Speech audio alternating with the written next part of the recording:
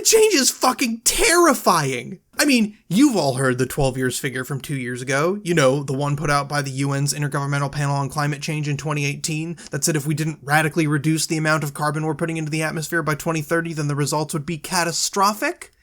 I mean, that sounds big, but it's just keeping us below 1.5 degrees Celsius of post-industrial warming, and that's what the Paris Climate Accords were about. I mean, it really shouldn't be all that hard to... The United States will withdraw from the Paris Climate Accord. And if you think it can't be that catastrophic to get up to, say, 2 degrees Celsius of warming, guess again, because it's catastrophic now. Did you forget that Australia is on fire? The Caribbean is getting fist-fucked by ridiculously strong hurricanes multiple times a year? That the Great Barrier Reef is dying? That hot blobs of water keep popping up in the Pacific and this last one killed like 1 million seabirds? Did you forget the polar bears? And now they're saying that 1.5 degrees of warming target laid out by the Paris Climate Accords, the bare minimum for avoiding catastrophe that we're not even doing, is already out of reach. Do you know what's going to happen now, since apparently we're just going to do fuck all about this existential crisis? I mean, first off, the seas are going to rise, and about 40% of the world's population lives on the coasts. Yikes.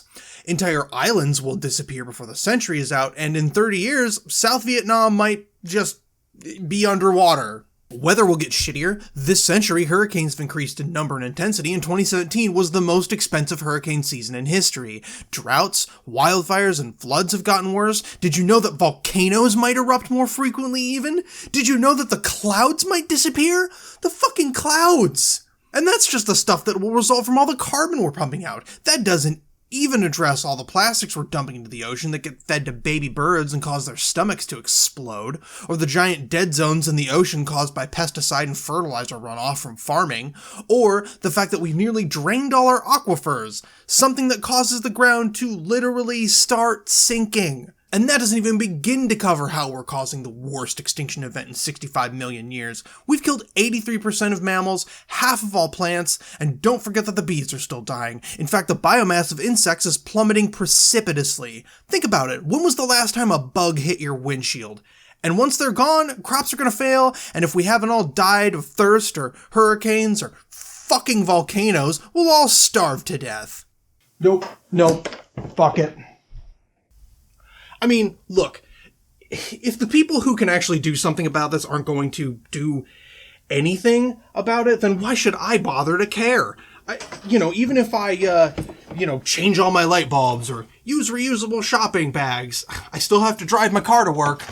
And it's not like I can afford an electric one. And even if I could, 63% of our energy is generated by fossil fuels. I don't get a vote in how our infrastructure works. In how we generate energy, whether or not we have public transportation, whether or not there's a decent job in my area. I just don't get a vote on that. 100 of the largest companies in the world are responsible for 71% of carbon emissions. And if those fuckers aren't going to do anything about it,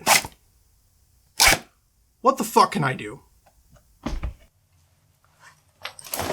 And sure, we can vote for politicians who'll pay lip service to this sort of stuff, but the way I see it, we have 2 political parties who eat oil money for breakfast, and one of them pretends to give a shit. Most they'll do is ban straws. And yeah, I mean, I'm sure that there are some politicians who actually do care about this stuff, but it's not as though those 100 companies are going to let them actually pass anything meaningful. I mean, the leadership of the party who pretends to care, just recently called the only real legislative attempt to deal with climate change the Green Dream. That is hardly encouraging. So, look, I hate to say it, folks, but pretty sure we're fucked. Everyone knows that this is apocalyptic, but they either don't care, are in denial, or are making so much money dooming human civilization that they will never do anything about it. Not much I can do to change that. So, I got my machete, I got my liquor, a couple changes of underwear, and I'm just gonna fuck off to the woods and await the inevitable full-scale nuclear conflict that these fuckers are gonna start over the dwindling resources. Cheers.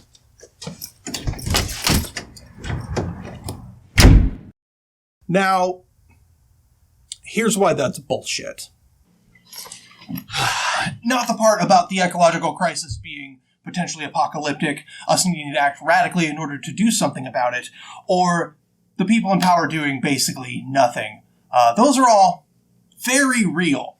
No, the bullshit comes when we throw up our hands and say we either can't do anything about climate change, or that it'll be dealt with once we get rid of capitalism, or even worse, we shouldn't do anything about it because the crisis can foment a real revolution. You accelerationists, get the fuck out with that shit. And to be clear, I'm not saying that capitalism's need for eternal growth and expansion isn't an essential part of why climate change is the crisis that it is. I believe that we wouldn't be in this mess without it, and that moving beyond capitalism is a crucial part of any actual solution to the problem. But the woolly mammoth didn't go extinct because we paved over their habitat and built a shopping mall. They went extinct because we were hungry. I may get my leftist card taken away for this, but class consciousness is not the end-all be-all that we sometimes present it as. Movements based on class can have some shitty environmental effects. Take Bolivia under Evo Morales. He accomplished a lot of great things while he was in office, like cutting poverty in half.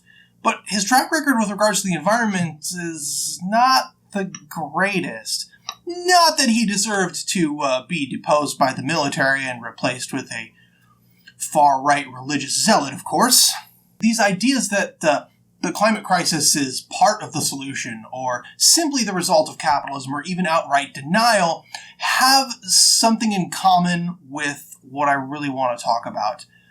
This idea that climate apocalypse is somehow inevitable.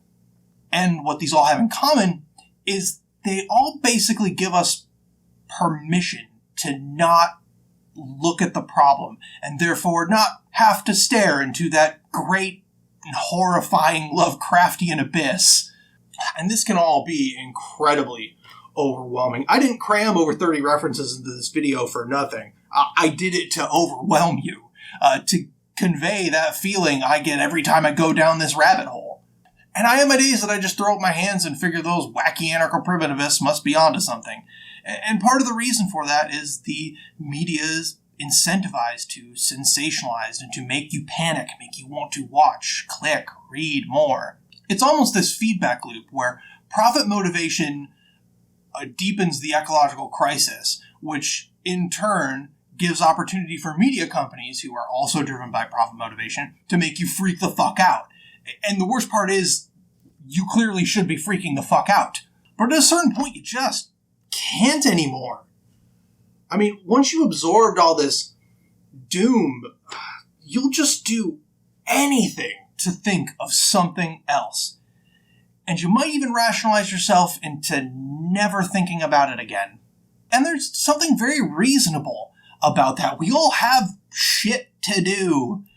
We don't want to be thinking about how we're contributing to, the worst mass extinction event in millions of years every time we watch YouTube videos. The one time we actually get to just fucking relax. And besides, like I said before, you're not really the one who's contributing to it. You don't get to decide what these companies make shopping bags and straws and energy out of. You and I can't really do anything about that. But we can. Right now in your area, there are groups such as Climate Strike and Extinction Rebellion who are working to put pressure on the people in power to enact the change we need. Their tactics aren't always the best, but that just means that they need people like us who can tell them when they're using shit tactics. And if there isn't a group in your area, talk to your friends and your neighbors and see if anyone's interested. And even if there are only a few people, start one yourself. Even smaller projects, such as building a community garden or something like that, can be really important. That feeling of existential doom can melt away when we see that there are other people around us who feel that doom, but are willing to put in even a little bit of work to not face that doom.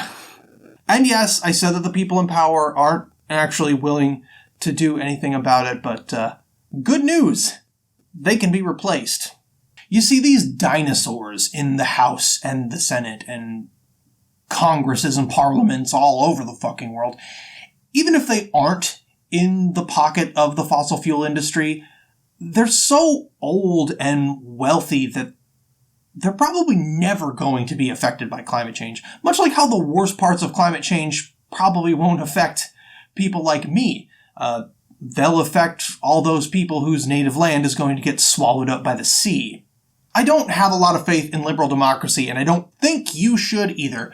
But there are actually people who can be elected who do seem to genuinely care about this. Alexandria Ocasio-Cortez primaried one of the highest-ranking Democrats in the House, who outspent her by an 18-1 margin, and immediately went to work on the Green New Deal, which, while imperfect, would literally save lives. And there are many young progressive Democrats who are primarying these fucking dinosaurs all over the country. And if they're running in your district, find out who they are and support them. It's not going to radically change everything. You don't have to agree with absolutely everything they say. But, you know, unless they're Joe Manchin, I'd say getting them elected is doing everyone a solid.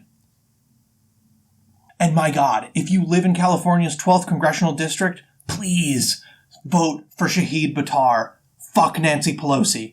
Like, look, I get it. She's done some good things. She held the caucus together to get Obamacare passed. Whatever. She's done. It's over. Her politics are tired and old, and she needs to fuck off.